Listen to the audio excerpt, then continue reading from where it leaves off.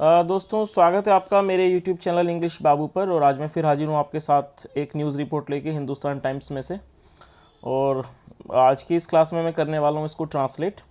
तो दोस्तों आपसे रिक्वेस्ट है, अगर आप चैनल पर नए हैं तो चैनल को सब्सक्राइब कर लीजिए।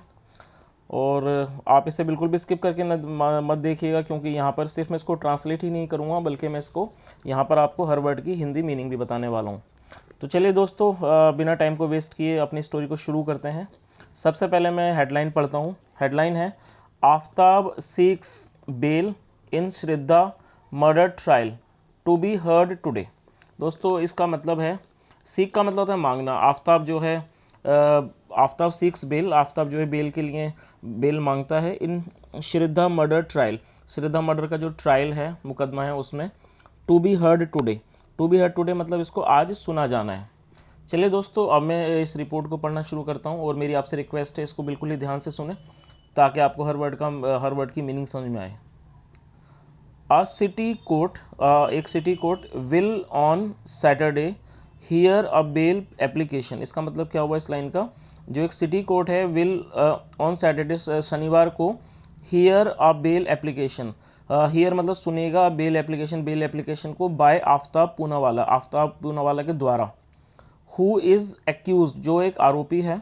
Who is accused of murdering his girlfriend, जो अपनी महिला में, गर्लफ्रेंड मतलब महिला मित्र को मारने का आरोपी है।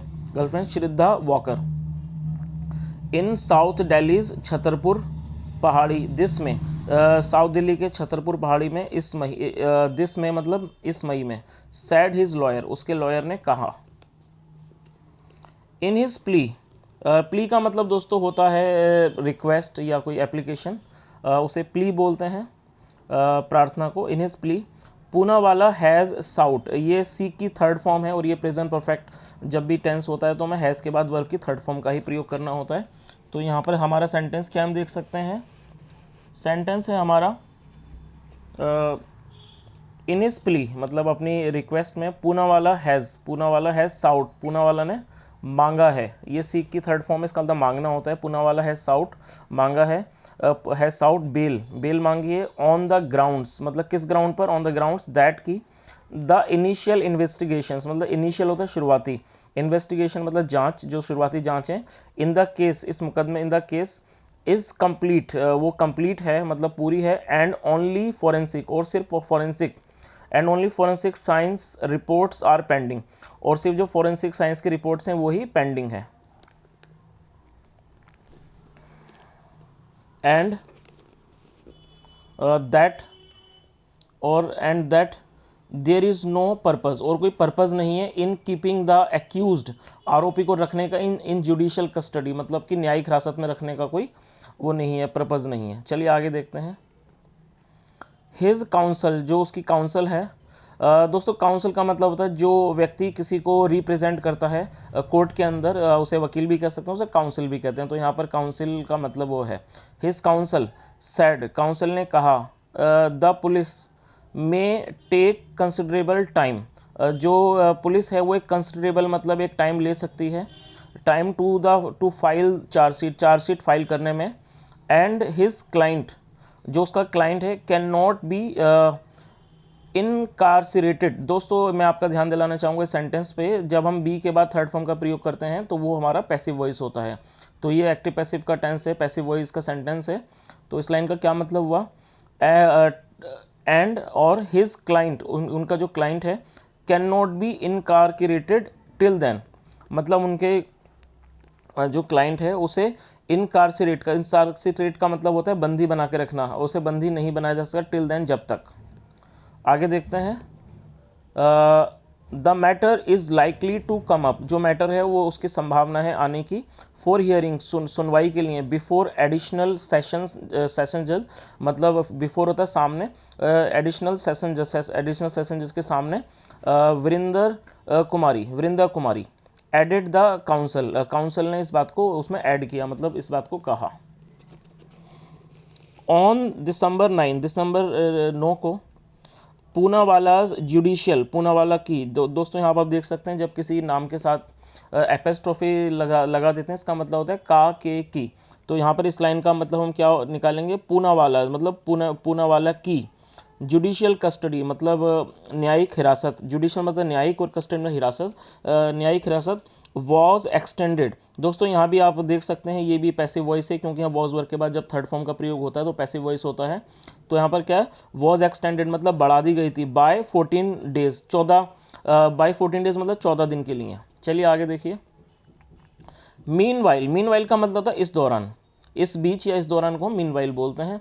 मीनवाइल इस दौरान, इवन एज द पुलिस, यहाँ तक पुलिस भी, पुलिस ने कन्फर्म किया ऑन थर्सडे को, बृहस्पतिवार को, दैट की डीएनए रिट्रीव्ड का मतलब होता है किसी से प्राप्त करना, और ये सेकंड फॉर्म है तो ये इसको हम पढ़ते हैं रिट्रीव्ड, इसका मतलब प्राप्त करना, हासिल करना। डीएनए रिट्रीव्ड मतलब किसी से निकालना, प्राप्त करने को रिट्रीव कहते हैं। तो क्या मतलब हुआ, दैट कि डीएनए रिट्रीव्ड, जो डीएनए रिट्रीव किया गया फ्रॉम बोन्स, हड्डियों से, found in south Delhi forest, जिन्हें पाया गया था साउथ दिल्ली के जंगल में। मैच मतलब उसका मिलान हो गया, मैच दैट की ऑफ श्रद्धास वॉकर, कि वो श्रद्धा वाकर की, of Shraddha's Walker's father, Shraddha Walker के फादर से। द पुलिस रिमेन का मतलब होता है किसी अवस्था में बने रहना, और ये सेकंड फॉर्म है तो इसको पढ़ेंगे रिमेन, बहुत अच्छा वर्ड है, आप इसे कई जगहों पर यूज़ कर सकते हैं रिमेन को अपनी इंग्लिश में। तो ये सेंटेंस क्या है, द पुलिस रिमेन मतलब पुलिस बनी रही। टाइट लिप्ड एक एडजेक्टिव, इसका मतलब होता है जब कोई व्यक्ति कुछ ना कहे, खामोश रहे। तो क्या मतलब इस लाइन का, the police remain tight lipped, police खामोश रही अबाउट द फोरेंसिक रिपोर्ट के बारे में, ऑफ वेपन्स मतलब हथियारों की। चलिए आगे देखिए। Of weapons found from the flat, weapons जो होते हैं हथियार, जो weapons found from the flat मतलब फ्लैट से पाए गए। Where the victim was murdered, जहाँ पर विक्टिम मतलब होता है पीड़ित, विक्टिम वॉज मर्डर्ड जहाँ पर विक्टिम की मतलब कि पीड़ित की हत्या की गई। ये भी पैसिव वॉइस है, वॉज के बाद थर्ड फॉर्म का प्रयोग। चलिए आगे देखिए। एटलीस्ट का मतलब होता है कम से कम, एटलीस्ट वन कम से कम एक, 100 एंड मल्टीपल नाइव्स, 100 का मतलब होता है आरी एंड मल्टीपल नाइव्स, मल्टी मतलब कई सारे, नाइव्स मतलब चाकू। वर रिकवर्ड, ये भी पैसिव वॉइस का है, और रिकवर होता है, रिकवर का मतलब होता है बरामद करना, वर रिकवर्ड मतलब बरामद किए गए। व्हेन जब, द पुलिस अरेस्टेड पूनावाला, जब पुलिस ने पूनावाला को अरेस्ट किया। ऑन नवंबर 12 को। द बोन्स मतलब हड्डियाँ, द बोन्स रिट्रीव्ड जो रिट्रीव की गई। ऑन द इंस्टेंस मतलब होता है इशारे पर, on the instance of Poonawala's disclosure मतलब पूनावाला के डिस्क्लोजर पर। And weapons were sent to the forensic science laboratory, और जो हथियार थे, ये सेंड की थर्ड फॉर्म है सेंट, क्योंकि यहाँ पर पैसिव वॉइसेस ने थर्ड फॉर्म का प्रयोग किया गया, इसका मतलब होता है भेजना। वेपन्स वर सेंट, वेपन्स भेज दिए गए to the forensic science laboratory को,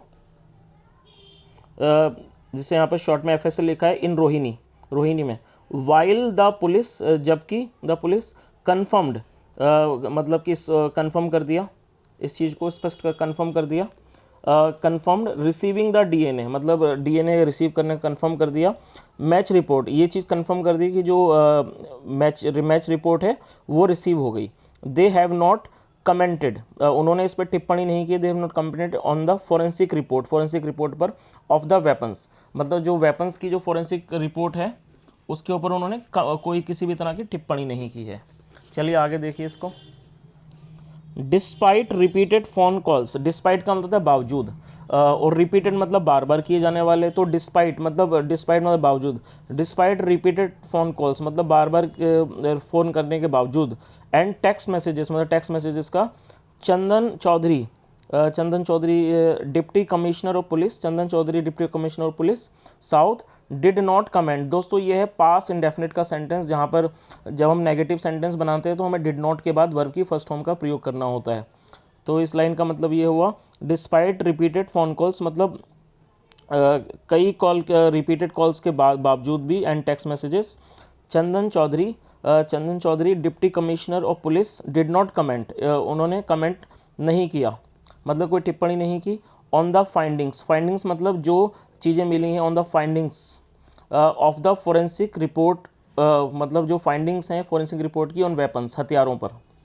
चलिए आगे देखते हैं। एक्सपर्ट्स, जो एक्सपर्ट्स हैं, सैड, उन्होंने कहा, एक्सपर्ट्स सैड, उन्होंने कहा दैट की द एविडेंस, एविडेंस मतलब सबूत, द एविडेंस अवेलेबल, जो मतलब कि उपलब्ध है, available to the police, police को, सो फार अब तक, इस्टेब्लिशेस वो स्थापित करता है, दैट की Walker is dead, Walker is dead मतलब वॉकर मृत हैं, एंड और that there is also strong circumstantial evidence against Poonawala, और देर इज स्ट्रॉन्ग, स्ट्रॉन्ग मतलब मजबूत, सर्कमस्टेंशियल मतलब परिस्थिति जन्य, एविडेंस, एविडेंस मतलब सबूत, मतलब परिस्थिति जन्य सबूत हैं अगेंस्ट पूनावाला, पूनावाला के विरुद्ध।